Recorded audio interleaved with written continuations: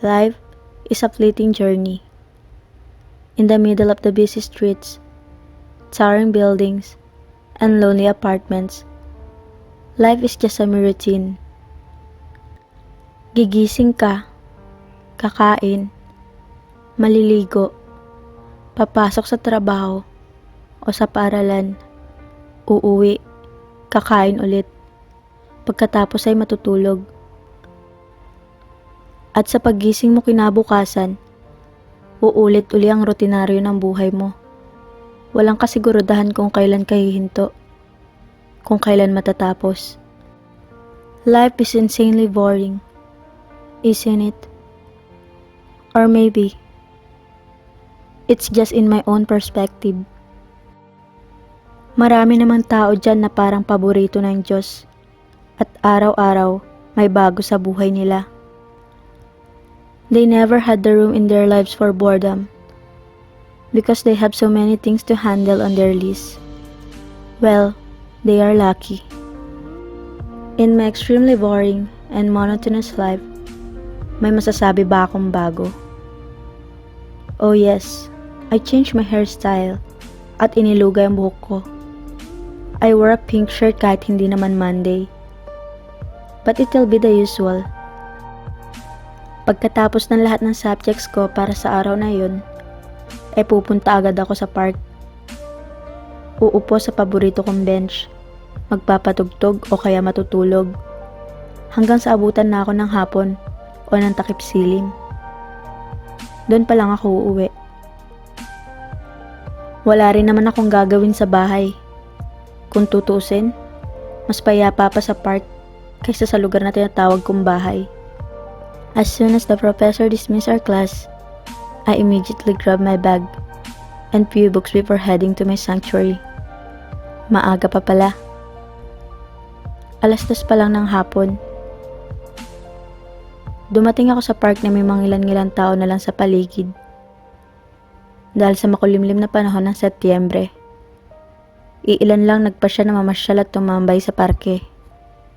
Stopping on a sari-sari store inside the park to buy some food.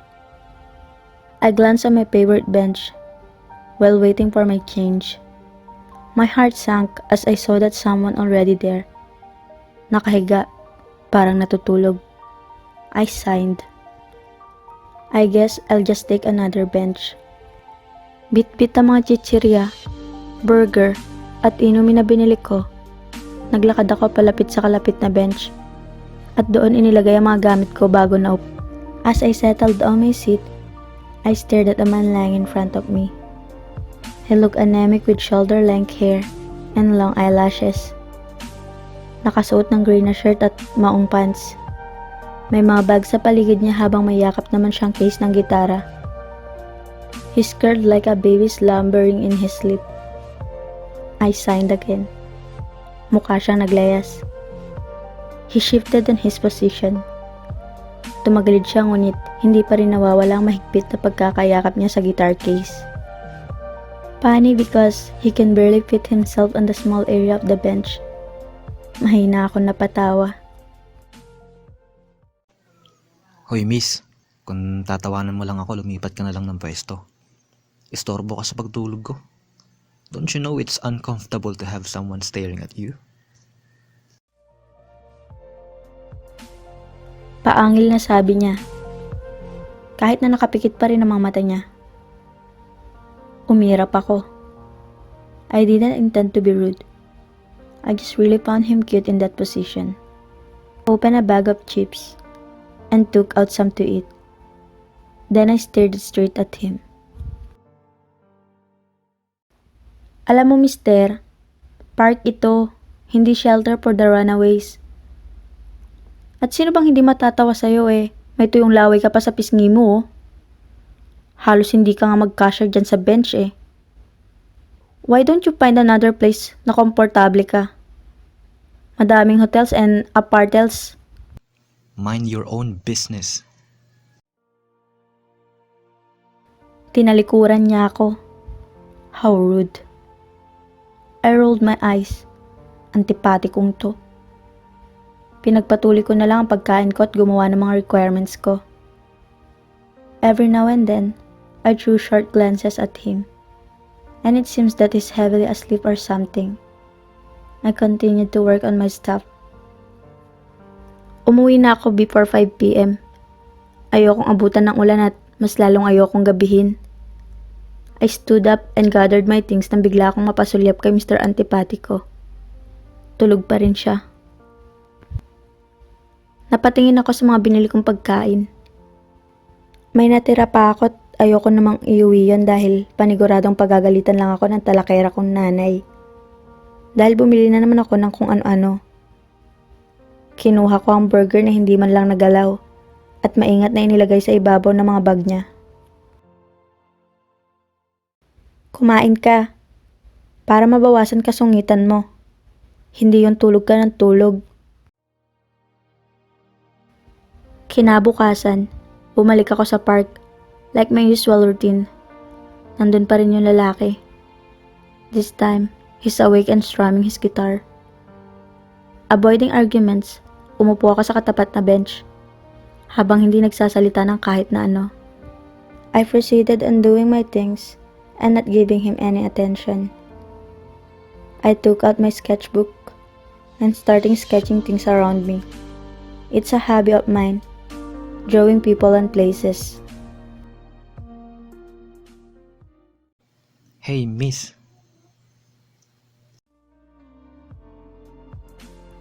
Hindi ako tumingin. He stopped playing his guitar. I said, hey. Tumigil ako sa ginagawa ko. Tumingala at kiminginitaan siya. I raised my eyebrows. Yep. He looked back on his guitar. Thank you for the food yesterday. I just nodded. Pagkatapos bumalik ako sa ginagawa ko. Hindi ka rin madaldal no? Sabi niya habang pinapatugtog ang gitara niya. I don't talk to strangers. Sinusubukan kong iguhit ang puno sa likuran niya. Sandali akong tumingin sa likuran niya pagkatapos ay nagpatuloy sa pagdodrawing. I don't want to talk. Baka kagaya na naman kami ng nangyari kahapon. Nagbabangayan. Mitch. Huminto na naman ang tunog na nanggagaling sa gitara niya. Napahinto ako sa pagguhit at napatingin sa kanya. Seriously? Silin. Natahimik na naman ang paligid, maliban sa paminsang-minsang huni ng mga ibon at pagkaluskos ng mga dahon na sumasayaw sa hangin. Tahimik ang lahat. So, Celine, may scrunchie ka ba o kahit rubber band? Gusto ko kasing itali buhok ko. Alanganin na tanong niya sa akin. Dumukot ako sa side pocket ng bag ko at inilabas ang isang itim na panali sa buhok. Pagkatapos ay inaabot ko sa kanya pero naglaglagan ng mga papel at mga sketchbook ko na nakapatong sa mga hita ko. Dali-dali siyang tumayo at tinulungan ako na pulutin ng mga nagkalat na papel. Nang mahakot na namin lahat ng mga ito, iniabot niya sa akin mga hawak niyang punong-puno ng mga sketch. Kinuha ko yun. Matagal din kami nagkatitigan bago sabay na tumawa for no reason. Tawa na parang pareho kaming nawawalan ng bait. Nice sketches. Komento niya habang nakangiti. Ngumiti ako pabalik. Thanks. You're good at the guitar, to be fair. What's the song again? He smiled and glanced back on his guitar, laying on the bench. Tears in Heaven by Eric Clapton. I nodded while smiling. Pretty much heavy, huh? He crossed his arms, and I noticed so many ones there. May suot siyang wristbands sa may bandang pulso kaya hindi ko makita ang balat sa ilalim nun. Pero ang mga braso niya ay punong-puno ng mga sugat na parang hiwa ng blade o kutsilyo. He kind of noticed that I'm staring at his arms, kaya tinago niya ang mga braso niya. I awkwardly glanced at his face and smiled. That is the start of Mike's story. Or rather, our story.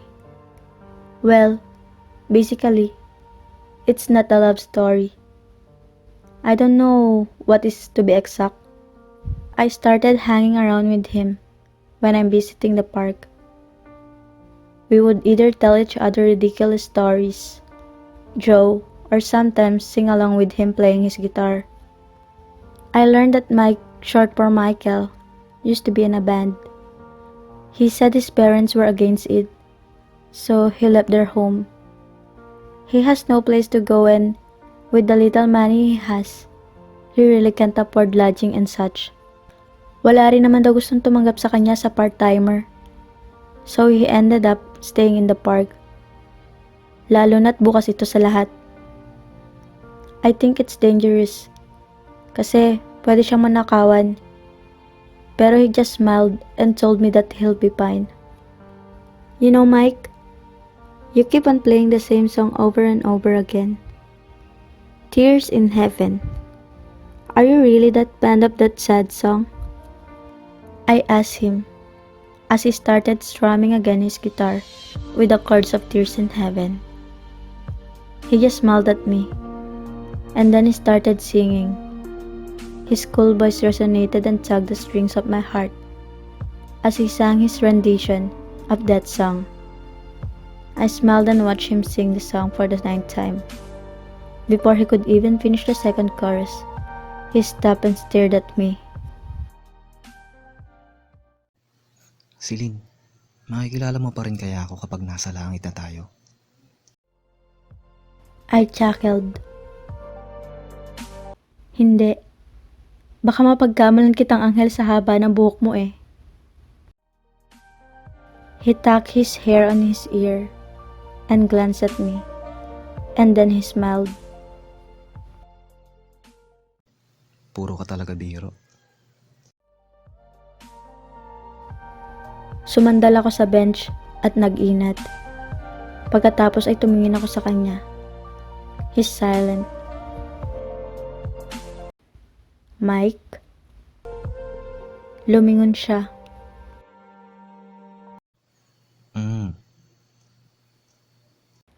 Bakit palaging hindi mo tinatapos yung kanta? Ngumiti lang siya. Kinuha niya ang case ng gitara niya at binalik iyon doon. Pagkatapos ay tumingin siya sa akin. You'll know soon. I kept on coming back to accompany Mike. At first, I tried to convince myself that I'm just bored with my simple town life, and Mike is my breath of fresh air. But as time goes by, as I get to know him better, Mike made my everyday spectacular. Along with his guitar and his own rendition of Tears in Heaven. Celine, huy, kanina ka pa natutulala dyan. You okay? Napalingon ako kay Mike na nakahawak sa balikat ko. I just had a very bad headache na nawala ako sa focus. Ayoko namang umuwi agad. I don't want to hear my mother's constant nagging.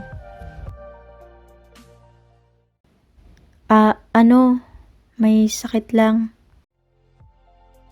I said. Very bad headache. He reached for my right temple and started massaging it lightly. Alam mo, may sakit din ako. Napakunot noo ako. Ano namang sakit mo, Mike? Ubo, sipon, toyo sa utak. Natawa ako sa sarili kong biro. Brain tumor, grade 4 glioblastoma. I just have a week left now, according to the doctor's prognosis. Huminto ang mundo ko. Lahat ng tunog sa paligid namin tila nawala. Parang nakakabingi ang katahimikan. Pero mas nakakabingi ang paulit-ulit na paglalaro ng mga sinabi ni Mike sa utak ko. Brain tumor. A week left. Si Mike. Nagbibiro ka, hindi ba? He shook his head. Ang dami kong tanong. Bakit siya naglayas kung may tumor na pala siya? Bakit ang dami niyang sugat sa braso? Bakit siya nandito sa park when he's supposed to be resting in a hospital? Lalo na sa kondisyon niya. Before I ran away, I was hurting myself. Sinusugatan ko ang sarili ko gamit ang matalim na blade o kutsilyo na mahagip po sa bahay. My parents thought it was some kind of protest against them dahil tutol sila sa pagbabanda ko. Somehow, I think I deserve to be in pain, and that hurting myself is my own way to punish myself for not being their ideal son. Then it happened. Headaches, nausea, vomiting, double visions. They took me to the doctor to have some tests, and after a week, we learned that I have a malignant tumor. I knew I'm being a burden to them, so I ran away. Nagpalaboy-laboy ako for months. Then, I crashed here. Nanginginig ako. Dahan-dahan ako napalingon sa kanya. I don't know what to say. Parang nalunok ko ang dila ko. Mike, bakit? Why here? You should be in a hospital. Not here. He smiled, with his eyes sparkling. Then he stared at me again. I found my heaven in here, Celine. I found my sanctuary here.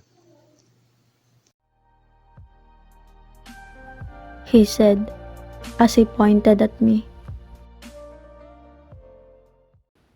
Mike naman, stop it, okay? You should go to the hospital. I'm not a doctor. I can't help you. Sabi ko. Celine, let's accept it. Come on, it's malignant, it's final. I'm not asking for miracles from heaven anymore because this is reality. I have to face the reality. I have to accept na hanggang dito na lang. Pareho kaming natahimik. Nakakabingi ang katahimikan. Pero mas nakakabingi ang tunog ng puso kong unti-unting nababasag. Mike, he's dying. He's leaving. Mike, why do you have to die? I asked him as my tears started to fall. I look desperate right now. And it's stupid to ask that question to him. But words just keep on coming out. Because no one stays. Sooner or later, you'll die too. In this life, nothing is permanent. Celine, I've accepted it, okay? And I just want to thank heavens for letting me meet you, even at the last moments of my life. Mike, you...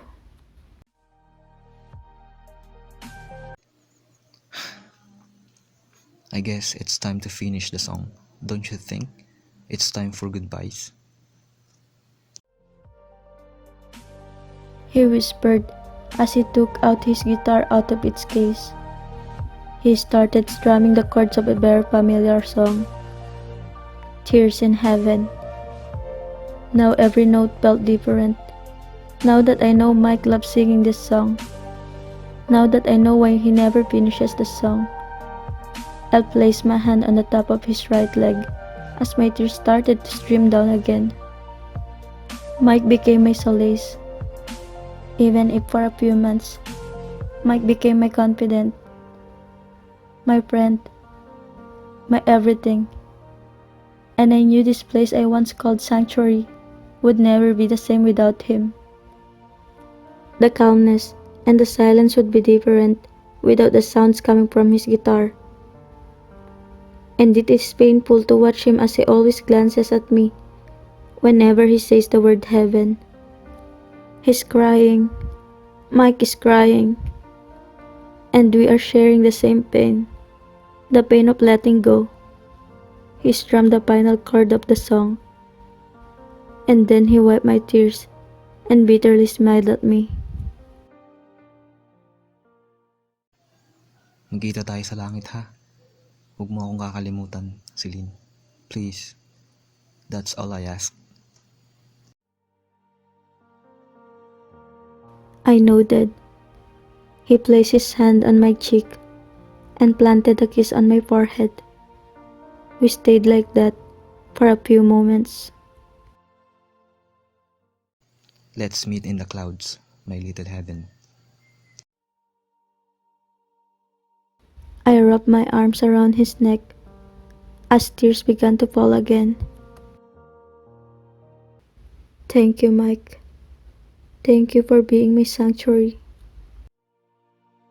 He embraced me back. I love you. Even if our time was too short, I love you. Don't cry for me, Celine. Remember me. That was the first and last time I heard Mike saying that to me. It was bittersweet, like our last moments together. Things went past.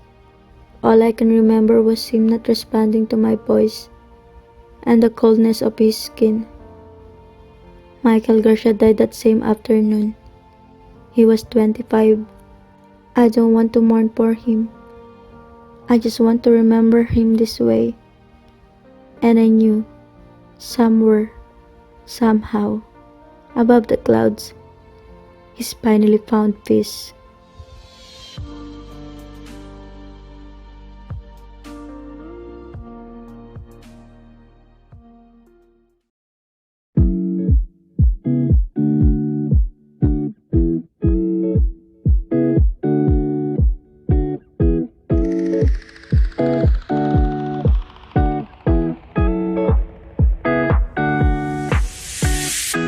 It's been 3 days since I've seen